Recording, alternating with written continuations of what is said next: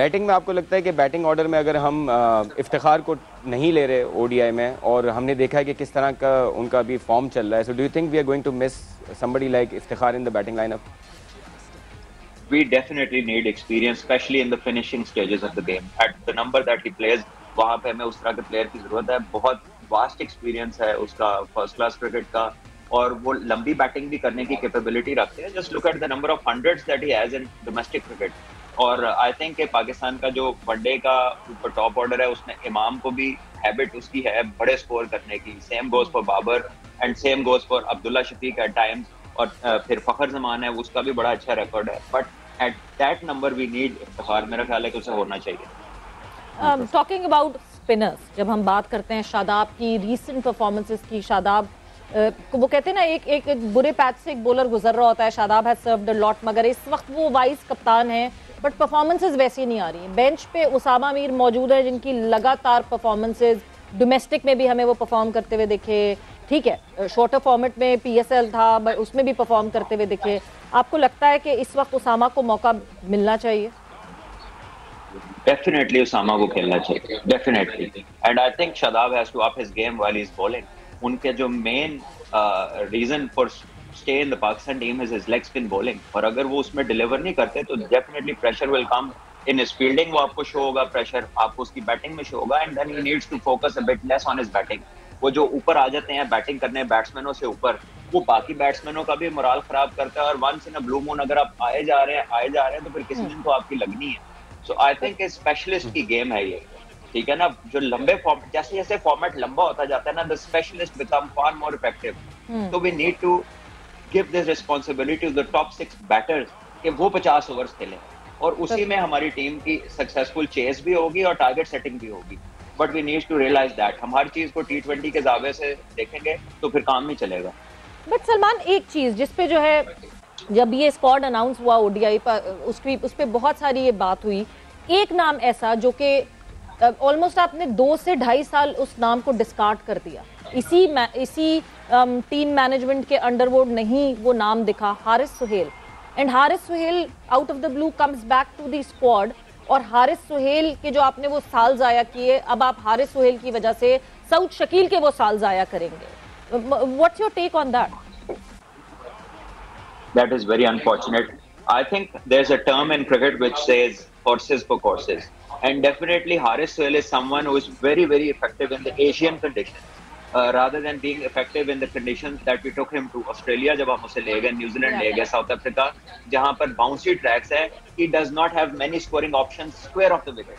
His strength lies down the ground. और वो आप एशिया में ज़्यादा effective होते हैं. So by selecting people on their strengths, आप लोगों का साल भी जाया नहीं करेंगे, and they will know their place and they will be prepared for their time.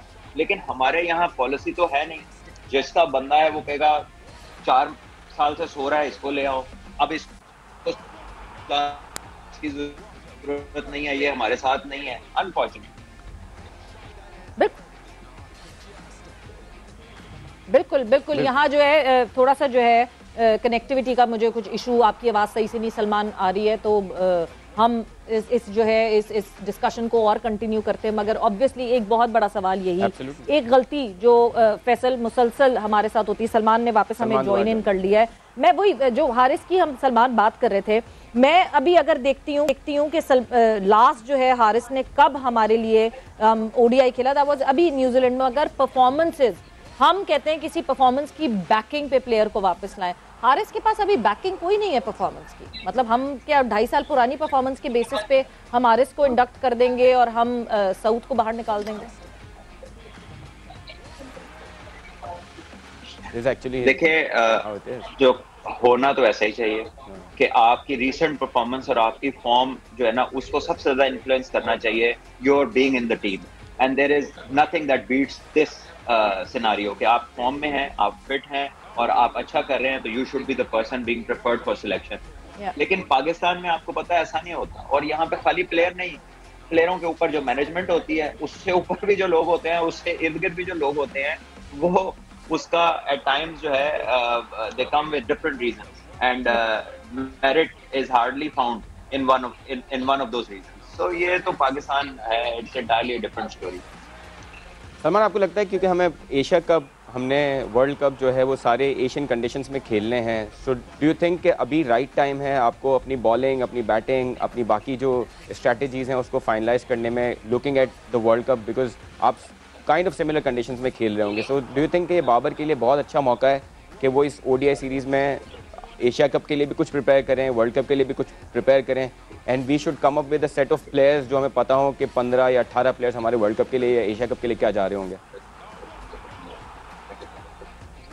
सबसे पहले तो अपनी इनसिक्योरिटीज दूर करें ना, और रोज रोज जो बयान आते हैं कप्तानी पे और इधर उधर के हैं या नहीं है, देखे अगर नहीं है तो चेंज हिम, और अगर he is the captain then let him be, ठीक है।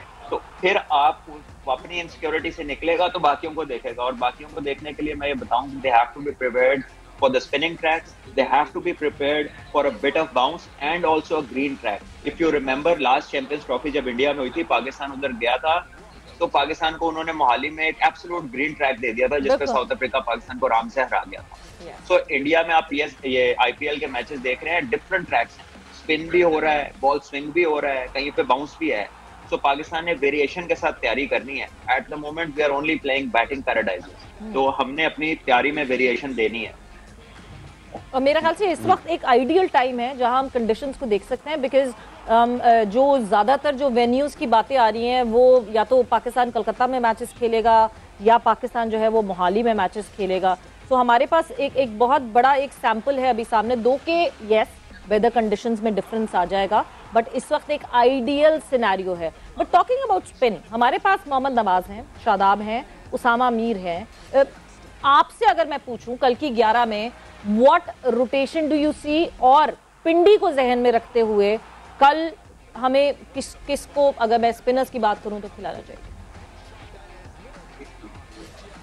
आई think definitely Usama Mir should play, और इमाद वसीम अच्छा कर रहे हैं, और स्पेशली ये जो हमारी ये जो वेस्टर्न टीम्स हैं, ऑस्ट्रेलिया, इंग्लैंड, ये थोड़ा सा ये स्ट्रगल करती हैं to pick Imad Wasim earlier, so ये आपको अच्छे ओवर गुजार के इमाद वसीम दे सकते हैं, क्योंकि उनका बॉल स्पिन नहीं होता और ये ज्यादा बैकफुट पे घुसते हैं। द मोमेंट बैटर उसको बैकफुट पे जाता है, ही बिकम्स फार मोर इफेक्टिव, तो उसको आप अभी स्ट्रेटेजिकली यूज कर सकते हैं। उसके साथ आपको Usama Mir is a proper leg spinner, जिसका बॉल एक्चुअली लेग स्पिन होता है, पेस की variation, and because of his height he gets good bounce. But ODI के स्क्वाड में इमाद तो है ही नहीं ना, इमाद इज ओनली इन टी20, इमाद हमें ओडीआई में तो है ही नहीं हमारे पास, सो व्हिच मींस हमारे पास सिर्फ ये तीन ऑप्शन। तो फिर नवाज को यूज करेंगे डेफिनेटली, फिर आप यूज करेंगे, बट आई थिंक इमाद को होना चाहिए ओडीआई के squad, definitely should be there. Nawaz and Usama Mir for you,